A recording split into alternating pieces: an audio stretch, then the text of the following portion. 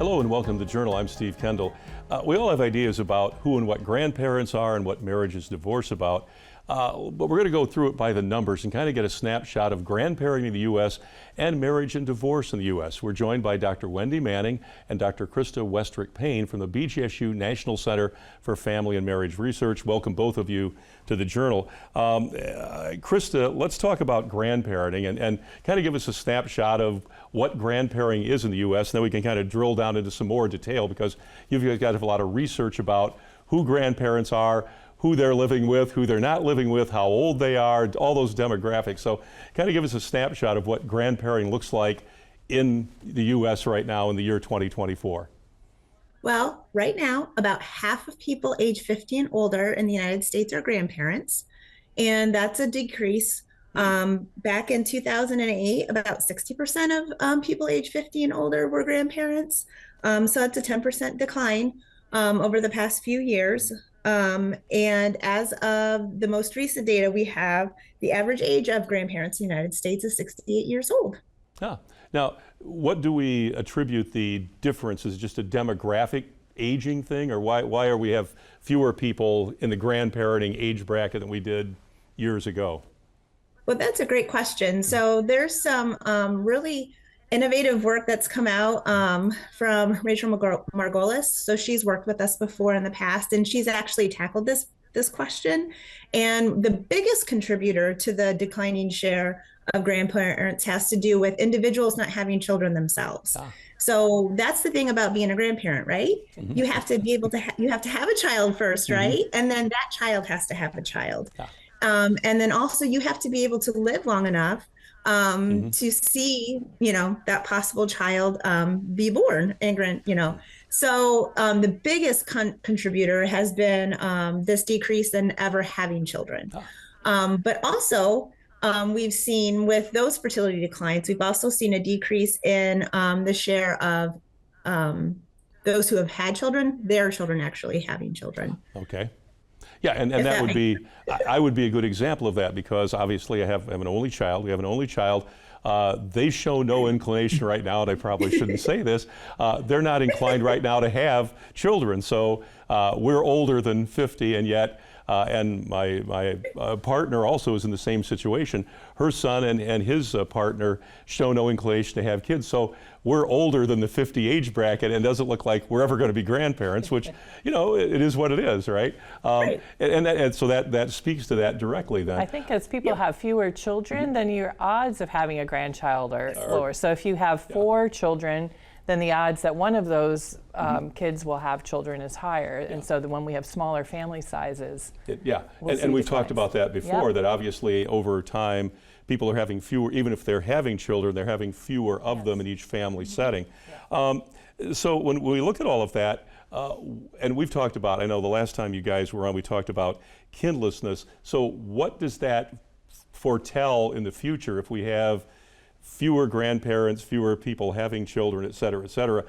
Where does that leave us as people get older? Because we talked about this before, that if there aren't children and there aren't grandchildren, what happens to the people who are, of a certain age?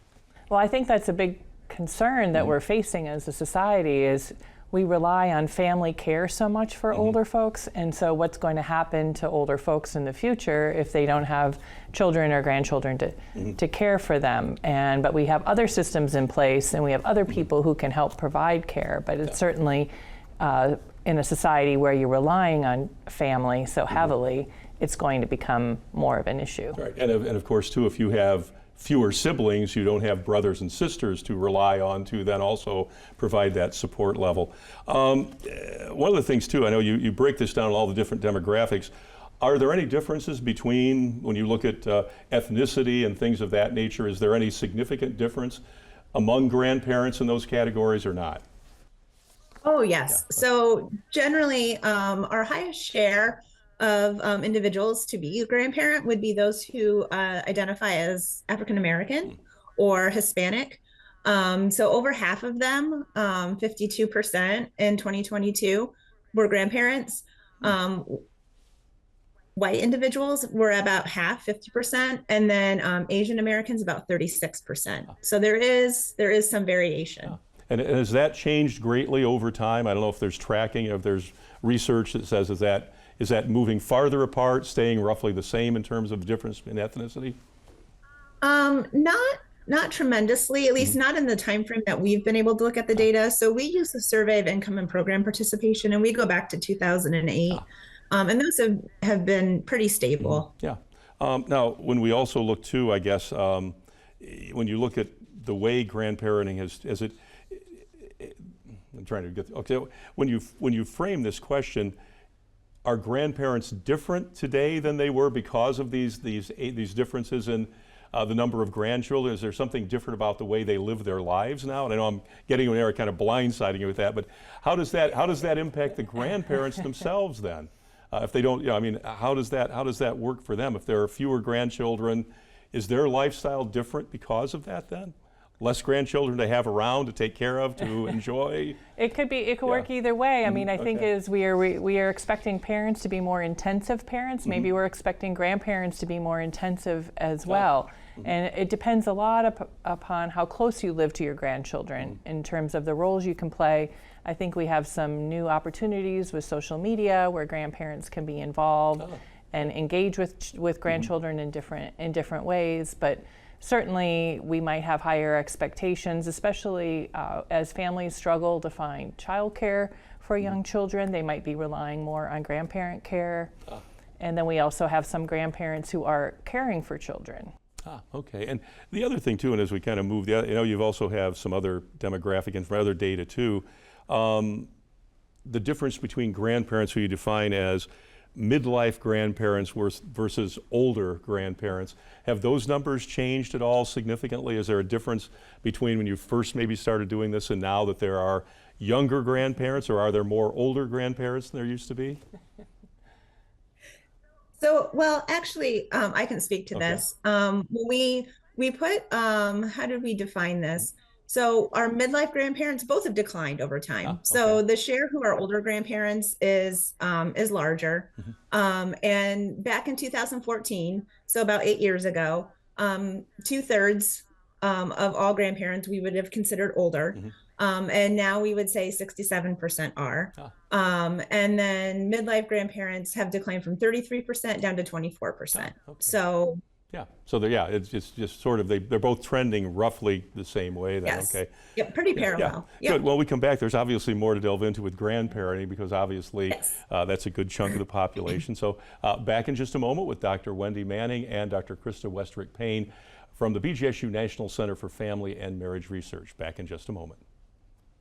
Thanks for staying with us on the Journal. Our guests are Dr. Wendy Manning and Dr. Krista Westrick-Payne from the BGSU Center for Family and Marriage Research.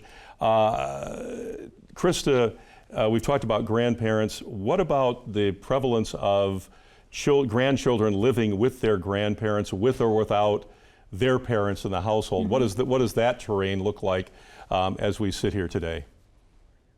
Overwhelmingly, grandparents don't live with their grandchildren. Okay. Only about 8% do today. And while we've seen a little bit of up and down in that trajectory over time, generally it's remained pretty steady. We had only like 6.8% in 2008, but it's just kind of, like I said, just up and down. So it's pretty steady, about below 10%. Okay. And with both grandparents living with their children and their grandchildren, what about grandparents who are raising their grandchildren with the parents in the picture to maybe a minimal level or not at all? Is that changing at all or not? So really, we found that hasn't changed. And we often refer to that as a skip generation household. Okay. When the parent's is not in the household. And that's about a quarter of all of those types of households are that skip generation. And the prevalence of that is slightly higher when the grandchild is older. And so when we look at the age, that increases as the child's age increases. Interesting. Yeah. As you guys look at this overall, I mean, you get a much broader view than we do. We're getting, you're giving us these snapshots. Is this research, how far back do we go with actually researching grandparents and grandchildren and skip generations. That, I mean, how far back does your data actually go at this point? Well, we know quite a bit about grandparents who are raising grandchildren, if there's a grandchild in the household, but we know less about what share of the population is a grandparent. And given the bulk of grandparents are not raising their children, it's sort of a missed opportunity. And so we think it's really exciting, and I'm particularly interested in showcasing what share of Americans are grandparents. We're been able to do that with the Survey of Income Program and participation data, and I think it goes back, is it 2008, Krista? Is probably some of our... I think that's the earliest that we've been producing these statistics. So relatively recent. I mean, we can't go back and say, well, in the 40s it looked like this, at least not with the kind of comfort level you'd have with the data, basically. Yeah, you'd have to do some simulations, and I think there are some estimates of that based on different data sources, but basically a lot of our data is based on who are you living with, and so that creates a little bit of an issue. But yeah, I think it's really exciting to know about this. And you mentioned, I guess, is it SIP, S-I-P-P? Yeah. Is that that's obviously a government database? Yeah, the U.S. Census Bureau. The U.S. Census Bureau. Have they become more, I guess we all, of course, fill out census forms, but we don't notice maybe the changes. Have they become more, are there more questions about those sort of things than there used to be? If we went back to the census of 1980, would those questions look a lot different about, would there be even any questions that would give us that kind of information back then? I mean, I know we're speculating, but... Yeah, I mean, the census the decennial census has changed over time. It's not fixed. It's not fixed. We ask different questions. This is but who's living in the household is traditionally a question we do ask, but we haven't asked in the past, are you a grandparent? I think it would be a great question to add, but there's a lot of competition for questions on these surveys. It's sort of gold. You know, you can't add questions, so but hopefully, I think it's an important question moving forward, because being a grandparent could be an important source of social support, a way of receiving support as well as providing support. Right. Yeah, and I guess that's the thing too, because I know when we talked the last time, it was about how do you provide support for people as they get into that demographic, but they also have a lot to give back, because as you mentioned earlier, providing childcare, providing whatever, and grandparents have always been, babysitters, but now it's the scope is bigger than that. The responsibility sounds bigger than that, and is. So there's things that they offer and things that they need for support as well. When you look at the demographics of who is living in those households, I think you maybe mentioned this, that explain again, as you said something effective, the older the children, the more likely they are to be in am I right about saying it was a skip generation household, or did I misinterpret that or mishear it? Yeah, no. So when you look at, if you look at children who are living with their grandparents, and you're looking at children who are under the age of 6, about 83% who are living with a grandparent have their own parent in the household. Oh, okay. All right. But then when you move up to children who are between the ages of 7 and 12, I shouldn't say only, but it decreases to 72%. And then children who are 13 to 17, it decreases even further to 62%. So those oldest minor children have the largest share living in a skip generation household with their grandparent, at 38% of all living with a grandparent. And do we have any information on to why that is? I mean, is that linked to divorce and marriage stats in some way, or is just I'm just curious, because obviously that is a significant difference from young childhood to teenage years, basically. There could be a lot of varied reasons that are offsetting one another, so we don't really know for sure. They don't ask why are they here. It could be a short-term arrangement, or it could be a long-term arrangement. So it could be that they're living there, the grandparent is essentially raising them, becoming a parent. Or it could be the alternative, where they're just providing a short-term respite while something is going on with the parents. Also, when the parents are maybe, especially we talked about during the pandemic, maybe some families were moving in with their grandparents and their children were living with their everybody. We had a lot of 3-generation households, said another way, and so that could be part of what's happening. But these aren't always long-term, permanent arrangements. Yeah. Now, anything else before we leave this, because we're gonna shift over into marriage and divorce in just a second. Is there any final thoughts on grandparenting? Like, what's the next thing you're going to research in this? Because there's always another question, obviously. Yeah. I think we're interested in knowing what are some of the implications of having a grandparent involved in your life, and what are the and looking at both directions, from the younger folks looking up to their parents, and how middle-aged people are reliant on their parents for support, and also the other direction. So, of course, it gets complicated. Yeah, there's a lot to take in there, Yes. a lot to sift through and everything. So good. Cool. Yeah, we'll be back in just a moment. We're going to talk about, because you just have some recent research and data on marriage and divorce in the U.S., which, this is part of this package too as well. Back in just a moment here on The Journal with Dr. Krista Westrick-Payne and Dr. Wendy Manning from the National Center for Family and Marriage Research at Bowling Green State University. Back in just a second. You're with us here on The Journal, and we're talking with two representatives, two members, key members of the BGSU National Center for Family and Marriage Research, Dr. Wendy Manning, Dr. Krista Westrick-Payne. Dr. Manning, we've talked about specific things you guys are talking about here today, but the center does a lot of things. I mean, we were touching on grandparents and marriage and divorce, but kind of tell us the scope of what you folks do there at the center. Oh, thanks for the opportunity. Yeah, we've been around since 2008, so we're about to celebrate our 17th anniversary next year.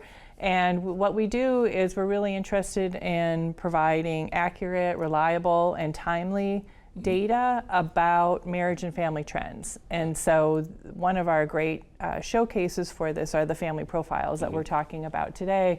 And we really would be excited for people to come visit our webpage and look for more of these. And so they sort of appear, they're kind of deceptively simple, but a lot of work goes on behind them. And so that's what's exciting for us, is we get to analyze the data, kind of distill what is the story, come up with visualizations and text that helps describe it.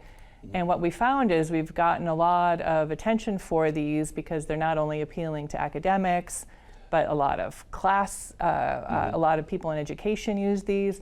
We've also had a lot of attention from the media, very interested in these topics, and some local as well as high-level national outlets, and so that's exciting. And then what we also do is help train students, and so we're training graduate students to be the next generation of folks who do this kind of work. And then also some undergrads have been involved as well, and we have people who are working at places like the U.S. Census Bureau, and Child Trends and other national organizations, as well as at universities. So it's exciting to see it moving forward and share and share these data that can be used in all kinds of ways. Yeah, and I think too, and I'm sure Krista, you'd say the same thing, that having this information provides us with a way to look forward, to plan, and whether it's a government agency, or at whatever level, it gives them information to say, oh, this is something we need to look at. What programs do we have that address this, or what don't we have that we should have, or what will we need in the future? So it gives us a look downstream a little bit, that which we would need to do that, and make sure we're providing support services, whatever it is, for all of these different things you do, because it isn't just about grandparents. You do a huge scope of items. We cover all kinds of topics, ranging from, we focus on singlehood and young adults, all across the lifespan, older folks. We look at marriage, cohabitation, childbearing, fertility. So we have and we're always relying on population-based probability samples, largely from the federal government, U.S. Census Bureau data that are very highly regarded. And we're trying to just present what we believe are the patterns and trends, and then people can use it and move forward, like you said, in all kinds of directions. It kind of sets the groundwork. And we're told by Bowling Green that our webpage is one of the highest performing ones on campus. So that's sort of exciting, and it shows how a lot of people are interested in families. We all come from a family, and and we all, like I say, we're all, as we were talking between the segments, that people may think, oh, I'm the only one in this situation. I'm the only one who has an X-year-old, and I'm raising them, et cetera, and then they find out, oh, I'm in the mainstream here, or if I am feeling like an outlier, well, maybe that's okay too. It gives people idea that they're still part of this larger community and they're not by themselves totally. Shifting gears a little now, we've talked about grandparenting, but you have some very recent things on marriage and divorce, so kind of talk us to that. We've got about 5 or 6 minutes. Okay, but we're really excited. One of our signature products is really this change in marriage rates and divorce rates over time. We've plotted them since the turn of the century, but really we're focusing on more recent trends. And so every year, it's sort of exciting to see what's happening. Was the marriage rate stable? It's sort of like the stock market for us in family research. And so we're always and nearly almost as predictable, right? Yeah, no, just kidding. Yeah. Well, we can marriage, a little better, right? Yeah, we don't. I don't think family trends shift as radically as the stock market. So, that's a good thing, actually. Yeah, it's probably good. Yeah. But in terms of our latest data on marriage rates, it's really stable. We haven't had. You hear a lot about what people think is happening, but it's really the marriage rate hasn't changed much. It's remained relatively flat. There's about 2 million folks get married a year, so it's and we're anticipating that to probably remain about the same. But it is an overall decline over time. But the long-term trend is still fewer, but the rate is sort of flattened out a little bit. Yes, so the rate's sort of flattened, and what we know about that as well is we do profiles also on the age at marriage, and we've talked about this I think before, is the delay in the age at first marriage in the United States, which mirrors that we see in Europe and other places where it's about age 28 for women and about age 30 for men. And so every year we also are seeing how that changes over time. Now, is the U.S. dramatically different than other parts of the world in regard to this? Because we would assume, we're a fully developed country, we must be shifting differently than, say, another country that might not be the same economic status of us or the same developed status. I think other high-income countries are sometimes, a lot of countries in Europe or Japan or countries like that, you would say we're very similar in terms of this upward trend in the age at first marriage compared to other countries that are not as economically developed as the United States. They probably have a lower age. And the culture's different, and it's all of those things too.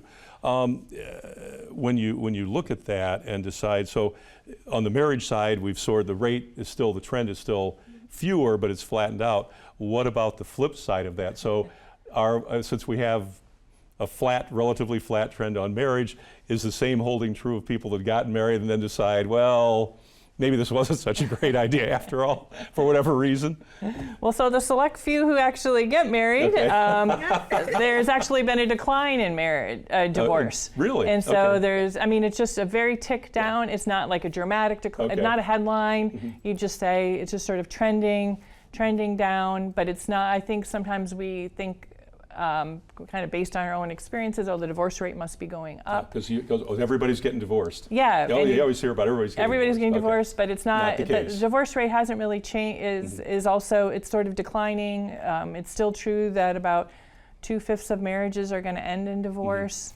It really depends on whether it's a first marriage or a second marriage, but that's sort of our pattern that we see is really this kind of decline in the divorce rate, which sort of makes sense as marriages are becoming more select. I was just going to say more selective, so that the pool's defined differently than it was 20, 30, 50 years ago, where I would say everyone got married, but the feeling was that everybody was supposed to get married. Now that's not the case. So of the people that are, I don't want to say they're being more selective, but maybe the criteria are more defined. Yeah, no, you're exactly right. I think you're a sociologist or demographer under there. You've got it. That could be real trouble for the world at large. But okay. Krista, any final thoughts? We're like about a minute, 30 seconds. Yeah, about where we are with marriage and divorce. Well, what's the next question you're going to go to then in that series? Is there a plan for that yet? And what's the next marriage divorce sequence?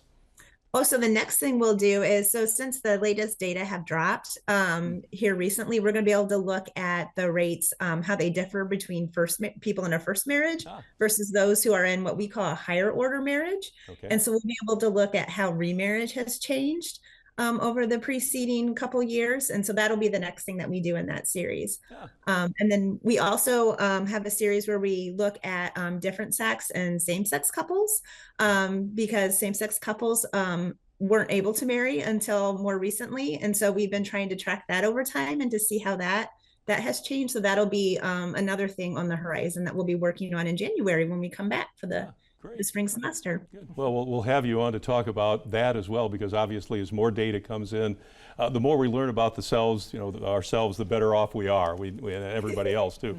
Because we think we know what's going on in the world at large, but sometimes you see the numbers like, oh, okay, I wasn't even close to being right about that. And this kind of helps clear that up, because they say we all have anecdotal things we can relate to. Said, well, yeah. It seems like everyone's getting divorced. Well, it's not the case, and yet it feels sometimes like that. So this kind of clears our heads a little bit about that as well. So. Yeah, well, like I always say to my students, you all are experts in your family, but we're experts on the family, and it's not the same thing, right? Good line. That should be the slogan for the center. Yeah, we need a coffee mug. You better trademark and copyright that right now. So good. Well, thank you so much for being here, Dr. Wendy Manning, Dr. Krista Westrick-Payne, BGSU National Center for Family and Marriage Research. We will see you again next week on The Journal. Check us out at WBGU.org. And of course, you can watch the program every Thursday at 8 p.m. on WBGU PBS. We will see you again next time. Good night and good luck.